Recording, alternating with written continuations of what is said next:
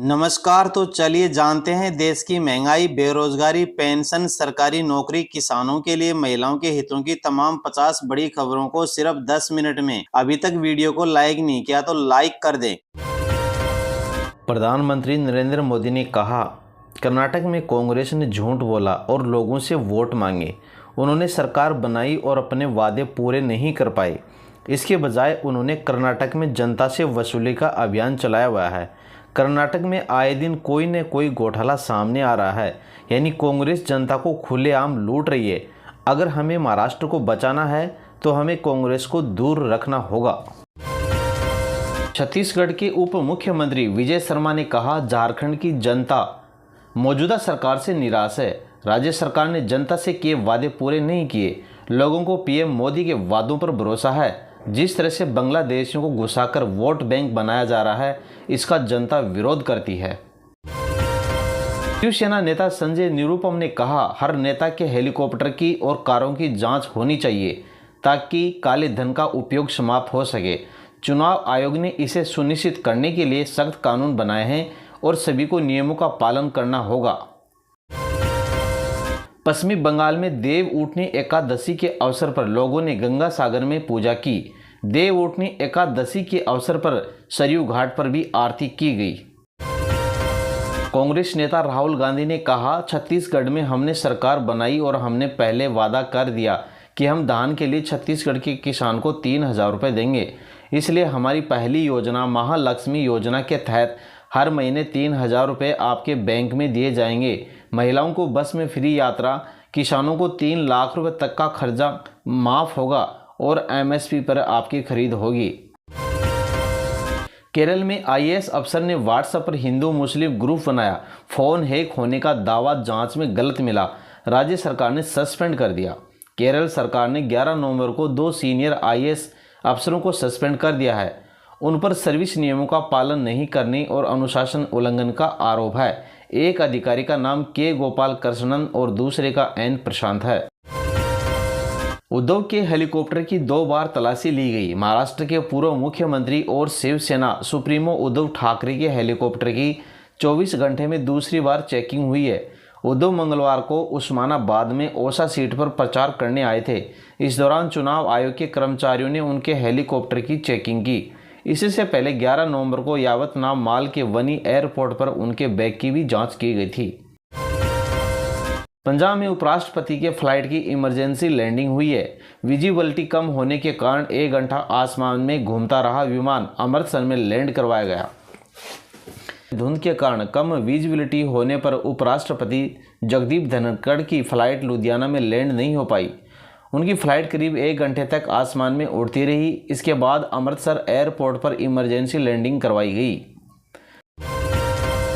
वक्फ संशोधन विधेयक पर संयुक्त संसदीय समिति के अध्यक्ष जगदम्बिका पाल ने कहा, महाराष्ट्र और झारखंड में चुनाव हो रहे हैं। कई राज्यों में उपचुनाव भी हो रहे हैं। कई सांसदों ने मुझसे चुनाव के दौरान अपने व्यवस्था के कारण अध्ययन दौरे को रोकने का अनुरोध किया है।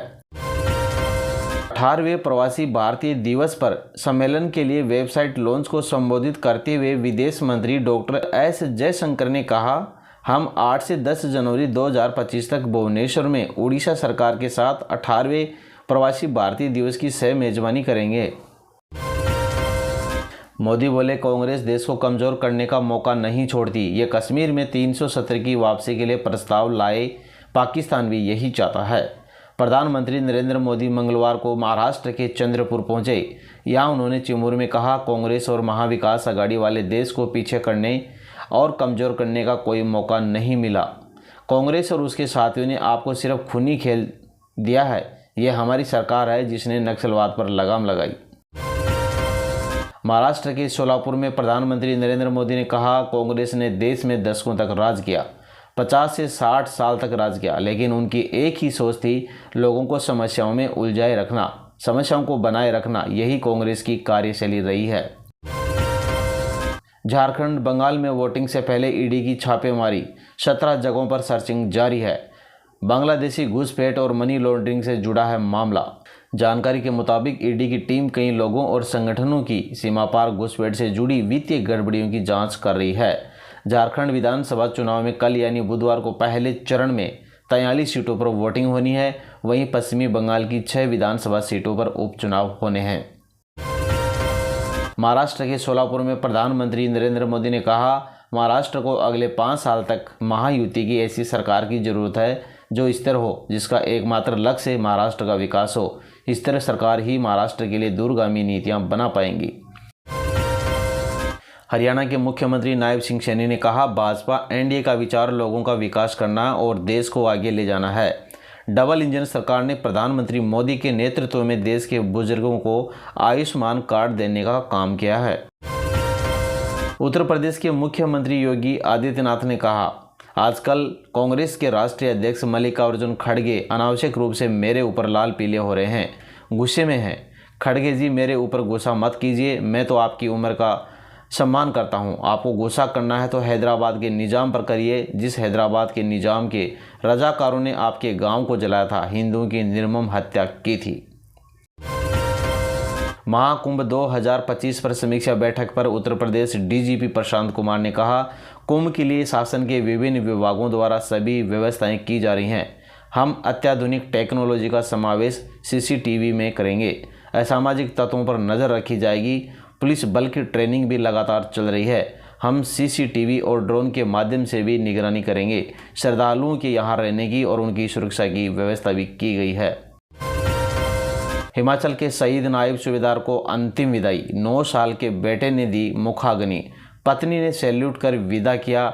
J&K में शहीद हुए थे। जम्मू कश्मीर में आतंकवादियों के साथ मुठभेड़ में शहीद हुए नायब सूबेदार राकेश कुमार का आज हिमाचल प्रदेश के मंडी में राजकीय सम्मान के साथ अंतिम संस्कार किया गया। शहीद को उनके 9 साल के बेटे ने मुखाग्नि दी। इस दौरान बड़ी संख्या में लोग मौजूद रहे। केंद्र सरकार ने CISF को ऑल वुमेन रिजर्व बटालियन की मंजूरी दे दी है। इस बटालियन में 1025 महिला सिपाही शामिल होंगी। सीनियर कमांडेंट रैंक के अफसर इस फोर्स का नेतृत्व करेंगे। इस बटालियन की तैनाती देश भर के एयरपोर्ट्स पर की जाएगी। CISF की यह यूनिट रिजर्व रहेगी। पहले से पदस्थ फोर्स को कोई और ड्यूटी मिलने पर इसे रीइंफोर्समेंट की तरह इस्तेमाल किया जाएगा। झारखंड के मुख्य निर्वाचन अधिकारी के रवि कुमार ने कहा, 15 जिले के 43 विधानसभा क्षेत्रों में मतदान है। सभी जगह मतदान दल को रवाना कर दिया गया है। सभी बूथों पर सुरक्षा के कड़े इंतजाम किए गए हैं। हम शांतिपूर्ण मतदान के लिए तैयार हैं। सुरक्षा बल नक्सल क्षेत्र में SOP के अनुसार काम करेंगे। उन्हें प्रशिक्षित किया गया है। रायपुर कलेक्टर गौरव कुमार सिंह ने रायपुर उपचुनाव की तैयारी पर कहा, पूरी तैयारी है, अच्छी व्यवस्था है। लोगों से अपील है कि अपने घरों से निकलें और भारी मात्रा में मतदान करें। हरियाणा के मुख्यमंत्री नायब सिंह सैनी ने कहा, कांग्रेस ने बांटने का काम किया। 1947 में जब देश आज़ाद हुआ तो बांटने का काम किसने किया? इसलिए कहा गया कि हमें एक रहना है, सेफ रहना है। अगर हम एक रहेंगे, सेफ रहेंगे तो यह भारत विकास की नई ऊंचाइयों को छुएगा। भारी जनादेश के साथ महाराष्ट्र में डबल इंजन की सरकार बन रही है। कंगना 28 नवंबर को हाजिर हो, आगरा कोर्ट का आदेश जारी। नोटिस जारी कर जवाब मांगा है। कहा था किसान आंदोलन के समय रेप मर्डर हुए।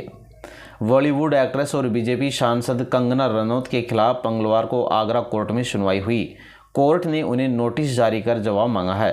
साथ ही कंगना रनौत को 28 नवंबर को स्वयं हाजिर होकर अपना पक्ष रखने के आदेश दिए गए हैं। हरियाणा में बीजेपी अध्यक्ष के भिड़ा जेई सस्पेंड। नेता ने कहा, जूते से मारूंगा। जेई बोला, मर्द के बच्चे हो तो आ जाओ। हरियाणा में पलवल जिला के बीजेपी प्रधान से भिड़ने वाले बिजली निगम के जूनियर इंजीनियर को सस्पेंड कर दिया गया है। इसको लेकर निगम ने ऑर्डर जारी कर दिया है। जेई पवन कुमार और बीजेपी जिला अध्यक्ष चरण सिंह तेवतिया के बीच नया ट्रांसफार्मर लगाने को लेकर फोन पर कहासुनी हुई थी।